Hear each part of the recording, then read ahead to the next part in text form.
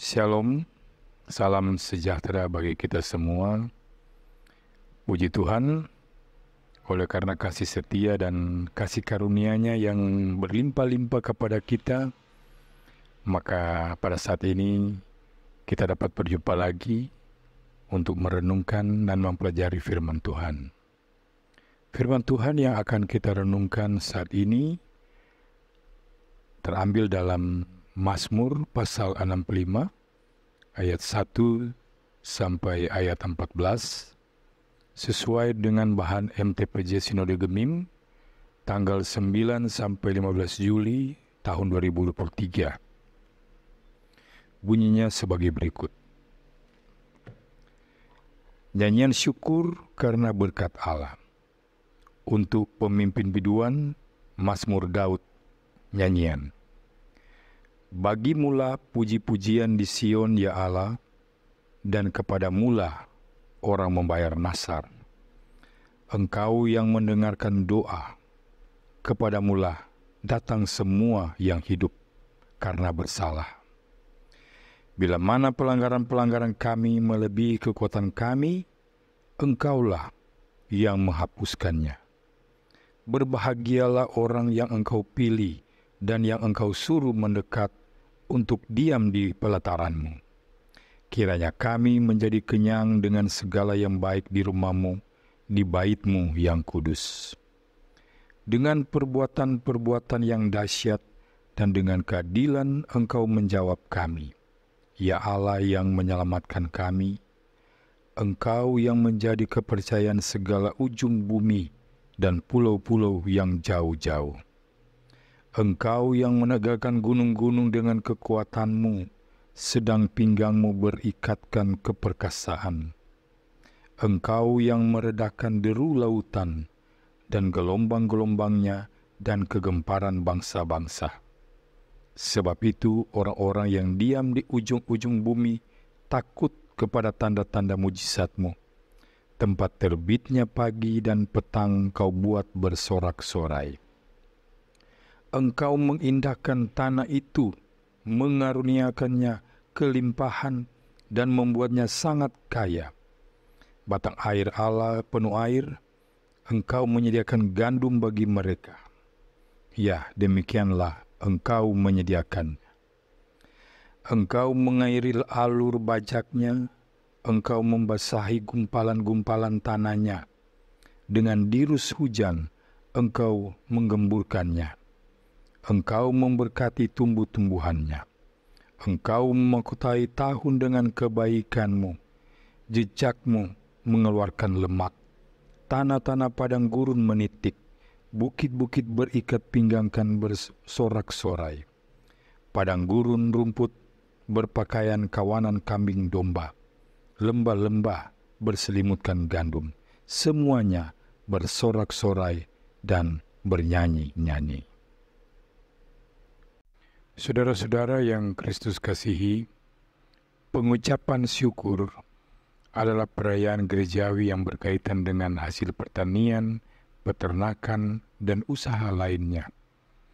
Perayaan ini memiliki dimensi teologisnya, yaitu sebagai pernyataan syukur kepada Tuhan dan perwujudan keramatamahan melalui berbagi berkat dan sukacita dengan sesama. Dimensi sosialnya sebagai kesempatan mempererat kerukunan dan persaudaraan, di mana rumah orang Minasa selalu terbuka bagi mereka yang mau berkunjung atau pasiar.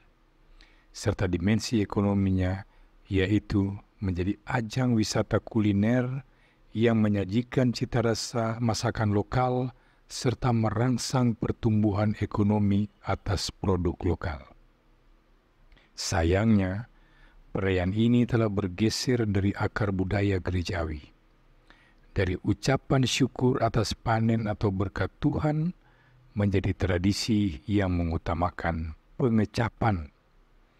Orang Kristen tidak lagi bekerja keras mengusahakan lahan pertanian, sehingga olehnya mereka bersyukur, melainkan menjual tanah mereka agar hidup secara instan, serba enak dan mudah. Selain itu, perayaan ini dijadikan kesempatan berpesta pora mabuk-mabukan, dan berjudi. Berkat Tuhan tidak dimanfaatkan dengan tepat, melainkan dihambur-hamburkan untuk kebutuhan konsumtif berupa makanan, minuman, pakaian, dan lain-lain.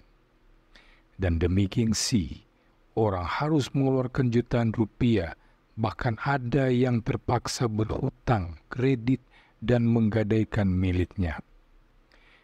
Kalau kita kalkulasi pengeluaran setiap keluarga, maka kita akan dapati suatu jumlah nominal yang fantastis.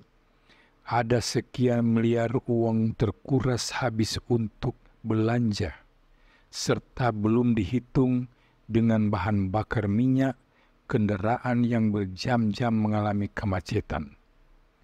Bila dana sebesar ini dialokasikan untuk pembangunan sarana pendidikan, kesehatan, tempat usaha, dan dana pendidikan anak-anak, maka ada banyak sarana prasarana yang dibangun serta generasi muda yang dapat melanjutkan ke jenjang pendidikan lebih tinggi.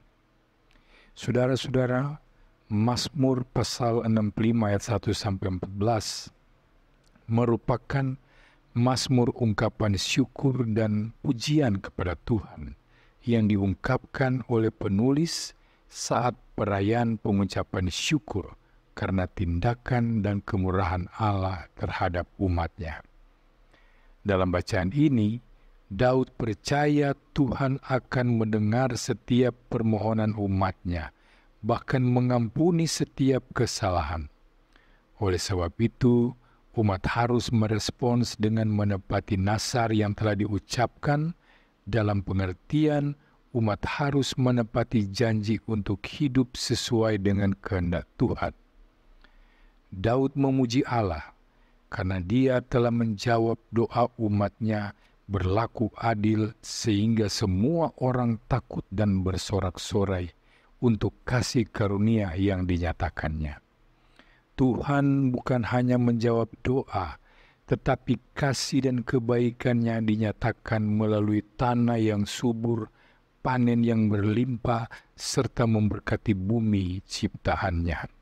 Sehingga umat bersukacita dan bersorak-sorai kepada Tuhan. Daud telah mengalami berbagai hal dalam kehidupannya, tetapi bukan berarti Daud meninggalkan Tuhan, tapi justru Daud lebih mendekatkan diri kepadanya, serta terus menyerahkan hidupnya pada Tuhan yang terus melimpahkan kasih karunia-Nya bagi kehidupan Daud.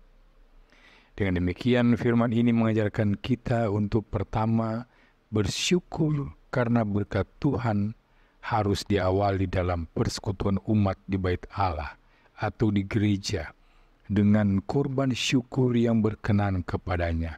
Karena itu, kesibukan kerja bukan menjadi penghalang untuk beribadah.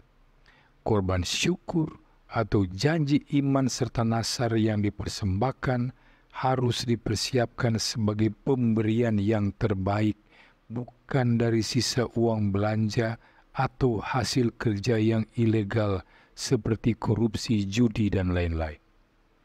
Yang kedua, bersyukur karena berkat Tuhan merupakan suatu puji-pujian dan ajakan agar manusia dan alam sekitarnya bersorak-sorai atas perbuatan Tuhan. Bila umat memuliakan Tuhan, maka alam akan diberkatinya. Hal ini mengandung aspek memelihara alam sebagai anugerah Tuhan, adalah tanggung jawab manusia mempertahankan kelestarian alam demi kesejahteraan umat manusia dan makhluk ciptaan lainnya. Pencemaran dan eksploitasi sumber alam adalah tindakan yang tidak bertanggung jawab.